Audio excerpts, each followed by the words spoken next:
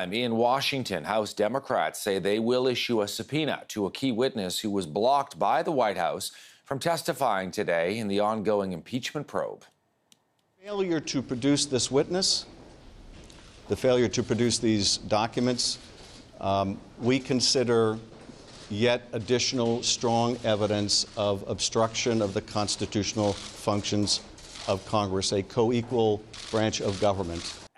Gordon Sondland, this man, who is the U.S. ambassador to the European Union and played a pretty key role in the relationship between the U.S. and Ukraine, was set to be interviewed by a House committee this morning, but he was ordered not to attend by the White House just hours before the testimony was supposed to start. Sondland was expected to face questions about text messages made public last week, where he discussed President Trump's intentions during that now infamous phone call between Trump and the president of Ukraine, Volodymyr Zelensky. The allegation is that Trump pressured Zelensky to launch an investigation into Trump's political rival, former Vice President Joe Biden. John Micek is back with us, joining us today. He's the editor-in-chief of the Pennsylvania Capital Star. Let me ask you, are you surprised, John, at this last-minute intervention by the White House to say, the ambassador is not going to testify?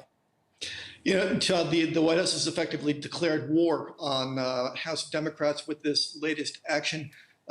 Perhaps, as you said a moment ago, has maybe made it worse for itself by adding some fuel to the fire for a possible obstruction count in any future impeachment proceeding. Ambassador Sondland, whose sole diplomatic credential is that he gave a lot of money to President Trump's election campaign in 2016, in fact, flew in from Brussels today and was prepared to testify and was ready to testify until the State Department, through Secretary of State Mike Pompeo, pulled him off at the last moment.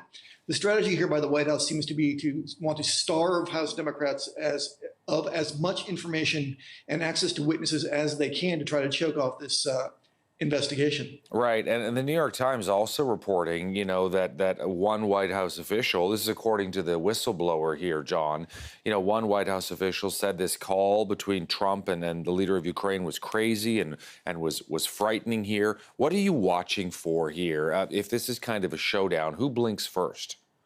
We're going to watch for a lot more of those micro details, I think, to come out. Todd, certainly the case is building up by the day against the administration.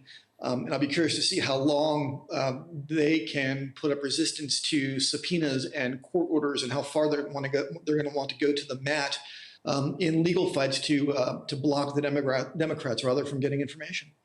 And the other thing is, when you have these people who are now being subpoenaed, I mean, legally speaking, what does that mean? Just walk us through what we're going to see.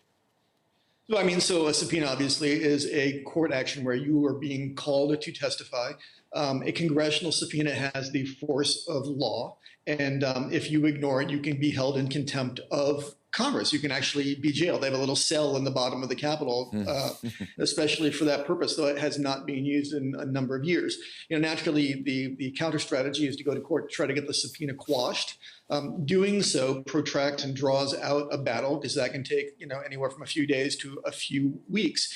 So I think we're going to see a lot of this battle of attrition here, where House Democrats will issue subpoenas, the administration will fight it and try to drag us out for as long as they possibly can. And just before we go, we're still waiting to see what happens with those, what we're now hearing are two whistleblowers, correct, John? That's right. Another person or persons, he or she, whoever they are, has apparently stepped forward as being represented by the same attorney as the first whistleblower. We don't know the material of those charges yet, and we're still waiting for that information. John Micek in Harrisburg, Pennsylvania, with his take. Thank you for this, John. You bet, Todd.